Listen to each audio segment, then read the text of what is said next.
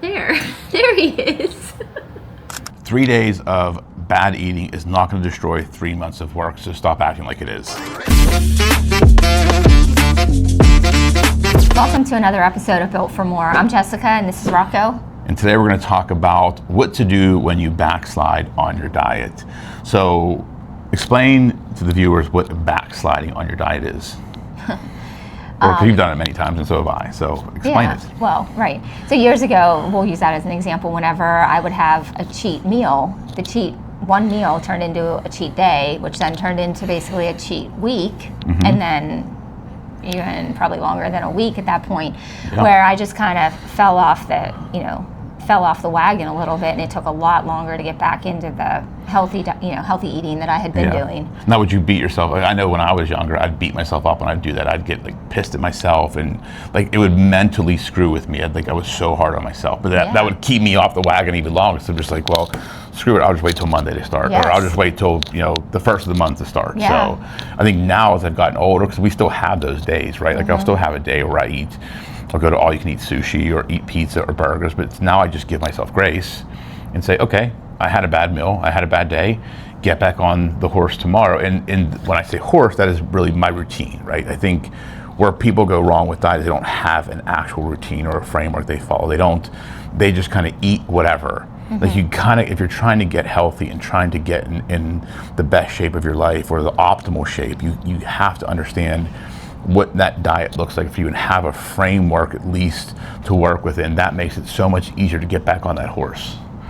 Yeah, I completely agree. And I am a huge believer in small steps and just, taking those small steps and staying that way and just staying consistent with it and not having, some very intricate diet laid out that you go from basically all, eating everything or whatever you wanted to then so restrictive. I don't think that's successful. No, I agree. I think especially at our age, right? When I was in my 20s, I was chicken breast, broccoli, brown rice. That's all I was eating, and egg whites and oatmeal, which is bullshit. It's good food, but eating that all day, every day, I would lose my mind now. I like to have some variety. So for people out there that are trying to really take that first step and really clean up their diet or figure out what that framework looks like, what would you recommend the first step for them is? I mean, I think just paying attention to the portion size at first. And I think in addition, very, very small, minor adjustments. I mean, I say small, maybe cutting out sugary drinks, if that's something, even that, if it's too difficult to do all of it, cut it back, cut 1 or 2 out for the day, however many, you're drinking. And then, at the same time that you're also cutting your portion sizes back slightly. Don't continue to eat till you can't breathe. Well, I think the portion size is so important because, I'll use the cereal example, right? Because most people, they pour a bowl of cereal, they have no idea how many servings they're actually eating. Because if you look at it on a box of cereal, it's the servings by weight. I say it's 60 grams a serving. To me, that's 3 spoonfuls of cereal. So I know if I'm just pouring a bowl of cereal, just regular Frosted Flakes or Frosted Mini Wheats, which I used to love as a kid, I probably ate 4 servings every time I sat down with a bowl of cereal. I didn't know any better. I didn't know portion size. So I think starting there is so important, because just knowing the portion size and what you should be eating will probably reduce your calories by 20 to 30%. Because most Americans, when it comes to pasta, rice, starchy carbs, bread, we are probably eating 2 to 3 times the actual portion size that's recommended on the box. Even bread, if you look at bread, bread portion, they say by slice, but it's really by weight. Because if you look at, they say 1 slice, which is 45 grams. If you weigh a slice of bread, it might be 67 grams, which is actually a serving and a half for 1 slice. So that's where people buy a food scale and weigh your food. Start there, measure those portion sizes. That's how you start building that framework, that when you have those bad days and you slide off, and go down to burger heaven, you can get right back on very easily, because you understand that, okay, had a bad day, give myself grace, just clean it up tomorrow. Yeah, I think that it can definitely be done. I mean, you get that in your mind and you decide that you want to change your diet, because I do think that that's at least 80% of absolutely. 80% of like your at least weight control, and it absolutely goes in line with your health too. I mean, diet's your fuel. Yeah. That's your fuel, 100%. I think that's it is 80%, especially at our age now. I mean, basically almost 50, I guess. Which but I mean, we're getting close. But I think diet's so much more. Like when we were younger, right? I could have bad days and not have as much of an impact on my body. Now it's like I'm very cognizant of what I put in my body. I know what feels good and what doesn't feel good. So that brings us to our next segment. So in our next segment, we want to share a recipe, which I know people out there, we talked about cheat days, and this is going to be we'll call it a cheat recipe, but it's actually a very healthy brownie mix, which we're going to show you on the next segment. I've tried it twice so far. The first time, okay, forgot one ingredient. The second time I did it, I actually put the sweetener in, so it actually tastes like a brownie. The first time it was good. I'm just like, this isn't really that sweet. And I'm like, oh shit, I forgot one whole ingredient. So on the next segment, you're going to see us making these protein chocolate brownies. So stay tuned for that next segment. Rocco's going to show you how to make these brownies that he was talking about, and this time he has all the ingredients. There he is. Well, yeah, we're going to try and make this recipe. I'm not going to give you all the ingredients. I'll tell you the ingredients, the measurements. We'll put them somewhere, either in the description or in the comments. So can you see me on the camera or no? I can see you, but I want to show the... Yeah, so start with, these are going to be brownies, healthy, high-protein brownies. So start with egg whites. I think the recipe calls for, actually, no, it calls for 240 grams. Don't laugh, that's what it is. I know the numbers.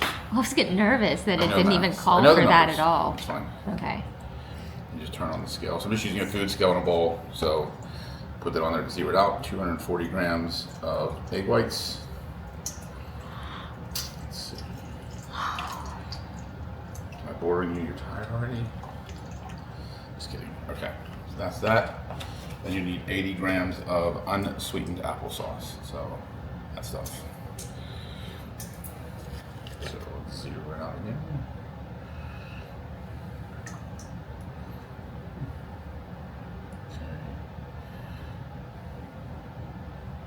Okay. It's close enough. Yeah, it's good. And then you need 30 grams of sugar-free chocolate pudding mix, which is this stuff. You can't laugh while I'm doing this. I'm not a professional, so. I can't not laugh. Okay, but don't laugh. Okay. Oh, the oven's preheating 350. Start that way before you do this, because it'll take forever if you don't. So, just a note. 30 grams is a lot. Pretty much full bag. So, 30 grams of that. Cocoa powder, you need 30 grams of this as well. Probably gonna use a spoon for this, so I'll screw this one up.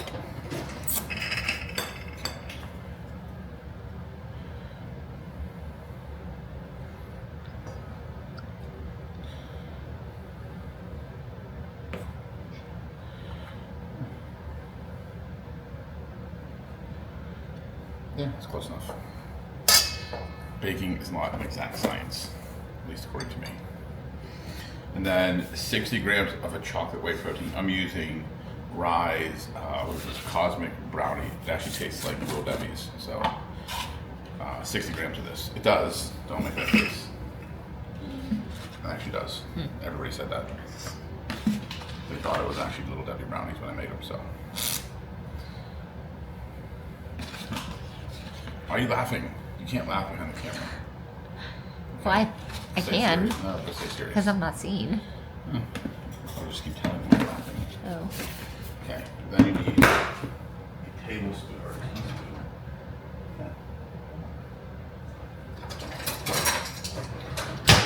So then you need a teaspoon, this one,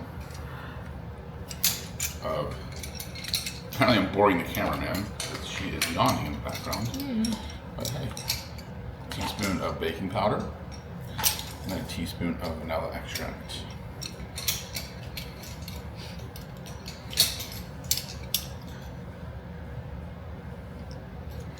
Okay.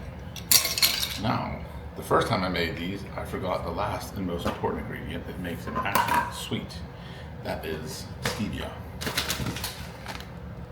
You need a half cup of this.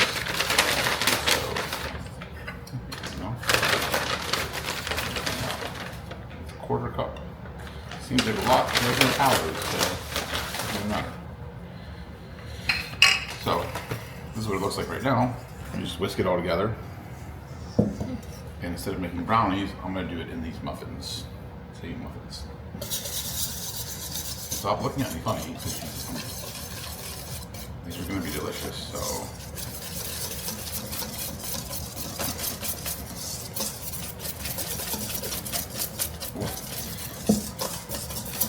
Then you can also do these, put sprinkles on them. Oh. The last time I made them, I put the sprinkles on them and they melted, and people in the office asked why they were moldy. I said, they're not moldy, it's green sprinkles that melted. Actually, Emma asked that question, I think, but I think Gabe might have said it too. Like, it's not mold, it's sprinkles that are melted.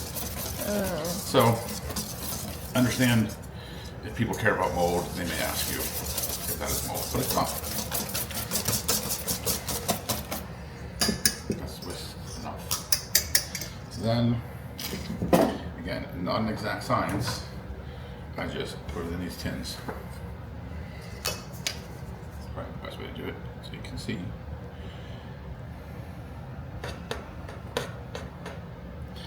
I feel like you're supposed to do the same amount in each one so they cook evenly, but I like estimates.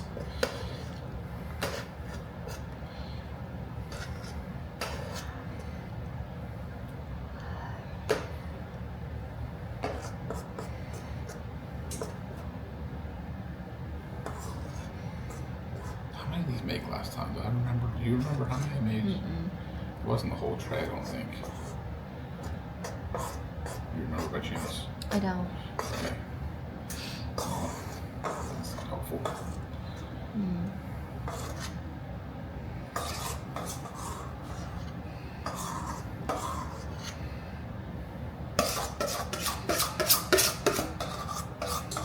Squeeze one more in here.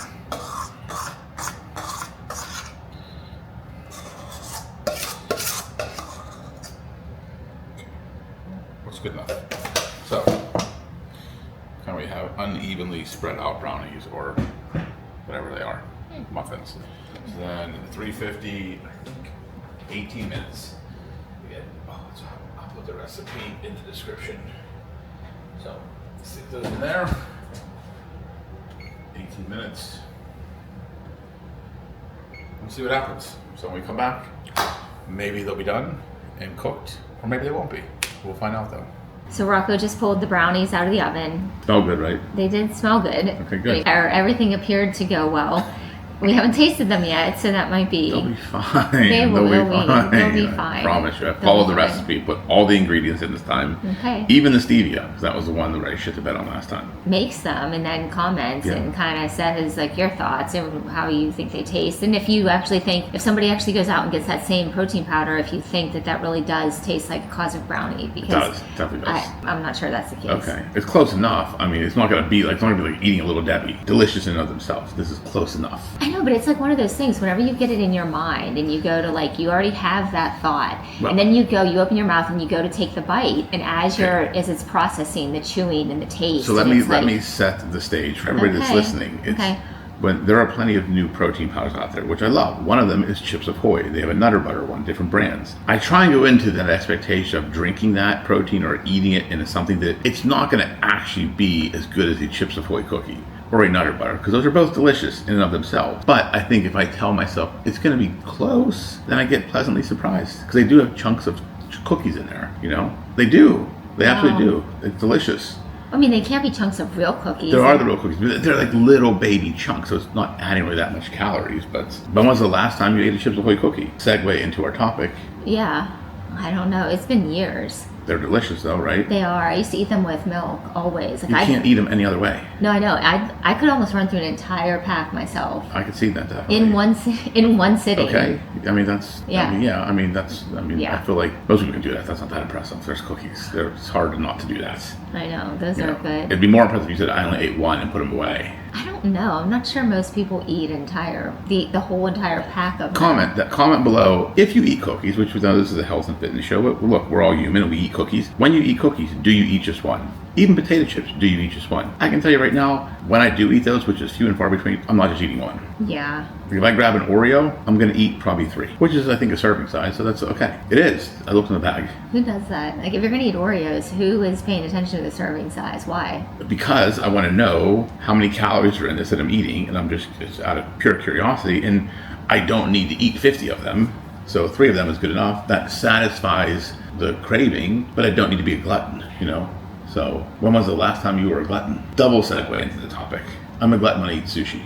I know that for a fact. I eat a lot of that. What's the indication? That you can't breathe every time? No, I just think there's a reasonable amount of sushi you should eat, and then there's an unreasonable amount. And if I'm in an all-you-can-eat place, I typically eat unreasonable amounts. You eat all you can eat. Yes, it's unreasonable. All you can eat until you literally can't eat another bite. Yes, but on to a more serious topic, so we don't need to keep talking about what I eat at an all-you-can-eat sushi buffet. You mentioned how you heard somebody say on the radio about being the last time in relation to people and experiences, and I agree. I think there's a lot of times in life where we don't realize something is our last time, and then we look back and we're like, wow, that was like, why do you think as humans we don't recognize that or even take that into consideration? I don't know. I'm kind of stumped. I'm actually thinking about this call I had yesterday, and we talked about, it was so interesting because we talked about the brain and how it was more in relation to, like, why do we not remember positive things that are said, but we continue to replay all the negative. In this call, like, she actually pointed out that our brain is literally wired for that, is wired for protection, is wired to, to keep us like safe. So we immediately recall some of the negativity. So I don't know if there's some sort of like, but that's kind of the opposite of this though, because it's like we're not thinking in terms of, that it's going to be the last time whenever we're standing there or whenever we're like, living with our kids, and we don't realize that that's going to be the last time that we're ever going to all be in the same household together, and that something's going to happen and we're going to maybe abruptly be like everybody be dispersed. Like you don't think in terms of that, I guess, because it's just not something that I don't know if it's that our brains are not wired. Well, I think that is correct. Like our brains, because we grew up, or as humans over time, like we had to be cautious of our environment, right? So we were wired to protect. We were wired to look for danger, right? We weren't wired to look. Think about back, when the dinosaurs were around, it was you literally were fighting to survive. So your brain was in survival mode. So you recognize things that are a threat or negative a lot faster than you do positive things. That's just evolution. I think how our brains have evolved over time as human beings, right? I think to think about that appreciation of the moment, that's a learned behavior and something you have to train yourself to do. Like that's why your everything starts in your brain. Like you have to train yourself to think positively, to be positively. There's so many pieces that, and I think we just let life go by so fast and we don't stop to actually do that. Does that make sense? Yeah, but I mean, think about that. I mean, it's funny because yesterday the call, it was all in relation to, to the Lord being the center, and that He is peace, and that whenever there is like a chaotic, distraction-filled environment, that's not of the Lord, that's not from the Lord, and that's where, and so it's kind of like, I wonder if we were wired that way, or we kind of are not thinking in terms of this is the last time, because in that regard, we're looking more like hopeful, like He's kind of ingrained in us this like hopeful expectation of like what's to come. So we're not focusing on this negative component of like, oh well, this might be the last time that I see them. But it's more of like the But is that a negative component, or is it, or to me I look at it as like being appreciative of every moment because it may be the last time. So I try and like flip it and not think about like, oh, the fear of this being the last time. It's appreciating every moment because it could be the last time. Like think about like people, like the last time as a kid we played with our friends. We don't know when that was. You didn't know. I did not know when I went out to play with my friends on a bike at a ball field, this was going to be the last time I did this in my life. So I didn't appreciate the moment enough because you just expect it'll happen again. Then it doesn't happen again. And you look back 20 years and you're like, wow, there was a last time. I didn't even recognize it.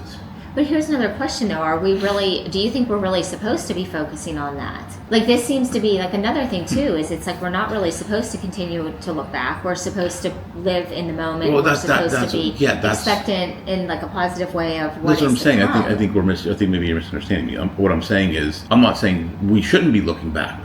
We look back now because we didn't appreciate the moment we were in it. We need to train ourselves to appreciate the moments we're in it. So if it is the last time, we were in the moment appreciating it. We don't look back and say, oh, I didn't appreciate it because of what I didn't know. I think if you approach every moment like this could be the last interaction, this could be the last time I see this person, this could be the last time I pick my child up or put my child to bed, you tend to appreciate those moments more because you don't know if it could be the last. I think people look back in that, I don't want to say sadness, that's the wrong word, but in that, I don't even want to say regret, it's kind of somewhere in between.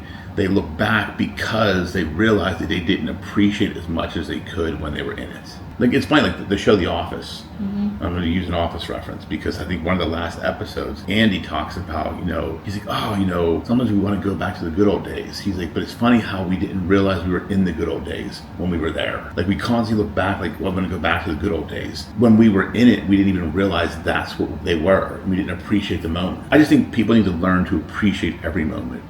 That's what life is, like being present in the moment. And we get so far away from that because we're thinking what's coming, what I have to do tomorrow, what happened today, like all these different stressors and things in life that we don't always appreciate. Just being in a conversation with someone, being in relation with someone, like enjoying that moment. I'm a culprit. I'm guilty of that. I don't always appreciate every moment. I'm not perfect. But do you think that there's a component whenever you're looking back that it's very easy for us to glorify the past and kind of like create it and like add another spin to it? Each person can, I'm sure people could do that. In regards to what you were talking about, that why didn't we realize when we were going through it that it was the good old days? But yet it's whenever we look back, because maybe it actually wasn't, but as you've gotten through it and you look back, it's like this level of glorification. They've talked about this with women having children. If we remembered the pain, nobody would have more than one child. Everybody, you'd have one child, and that would be because you don't know what you don't know. If we remember the pain, we wouldn't let you guys have more than one child. The pain we go through. Right. I know, it's so tough. But I understand what you're saying, but I think everybody's different, right? I think everybody has a different perspective on life and how they look at it. And I think that's for each person to decide what the good old days are and what, the point I'm trying to make. I think people could live life so differently if they did two really important things. One, be present and appreciate the moment you're in, and be responsible for the things you do and don't do. Those are the two. I think if you can just learn those two things in fitness, in health, in your spirituality, in your relationships, in parenting, in life in general, just be responsible for what you do and don't do. And when you're in the moment, just be in the moment. And I also think that every single person who's watching right now was created in the image of God. And I think that every single person has a unique purpose, and that's why they're here. And I think that if you seek after the Lord and you discover what His will is for your life, I think that also is going to make a significant difference, and that's going to help people to understand, and they're going to, they are going to be more present in the moment, whenever they realize what their actual intended purpose really is. So let me ask this question as we wrap up here, and I think this is something that I think would be important. So I agree completely, 100% in everything you're saying. I think that is absolutely what people need to do. Someone that, is maybe starting a journey of faith or starting to explore, how would you tell them to even begin to seek that out? You know what I mean? I think people struggle with that, right? I know I struggle with that for years. I've always been spiritual, and I've always been, Christian and Catholic, and I grew up Catholic, and I always had a relationship with God, but I had to really learn how to actually seek answers. And I think helping people, I think this would be a huge help to people, just because you understand that at such a deeper level than I do. So being how would you explain to someone who yes, I feel like I'm being called to, but I don't even know where to begin. So it says in the Bible that it was written on our hearts to know, to ask the questions and to know that God is there. Okay. That it's more of a rejection whenever we turn away from Him. Okay. That it is just inherently in us to do that. Okay. And I will tell you what I've said to numerous people over the years, whenever other people have asked the very same question. Okay. Again, like it says in the Bible, if you seek Him, He will definitely be found. And if you genuinely, with all of your heart, go directly to Him and asking, He will absolutely show you who He is. And so So can I ask another question? Sure. So again, I understand completely, but is that different for everybody? Because I had this coming up. We had a discussion with someone at this event. We were talking about like how he asked God something, and that's how he found his wife. But it was interesting because like he said it in a different way than other people do. So like seeking that out, like someone who has no idea what to do, like they're lost, like they don't. Is that just like pray, think? Like what would you recommend them to do? I mean, that's just it. It is different for everybody, but to even like feel the need, he comes after us. Okay. We do not go after. So that's the answer then. So if you're feeling a need or a call, then that is the first step, is recognizing the call. Absolutely. Okay, and that's all we're trying to get at. Cause I think that's an important thing for people to understand, because people don't always know. Like when people talk about religion and relationship with God, and I think some people are just very confused because they don't know where to even start. But if you feel you're being called to explore that, to me, that is the start. Then your journey will take you where it takes you. Some people pray, some people write, some people. That's the discussion I had tonight with someone. Like they feel it in different ways than I've ever felt it. But I think it's just an important. I just wanted to ask you that question. I think it's important because like I said, you understand it at a deep level. Does that throw you off? No, not at all. Oh, okay. I'm just thinking that I think that everybody was made in his likeness, and they definitely were. And I think that just seek him while he can be found. Okay. We'll see you on the next episode. We're excited to see how his brownies taste and what the comments say. Yeah, and if you haven't done so, like this video, subscribe to the channel, leave a comment below, and like she always says, be strong, take heart, you're built for more.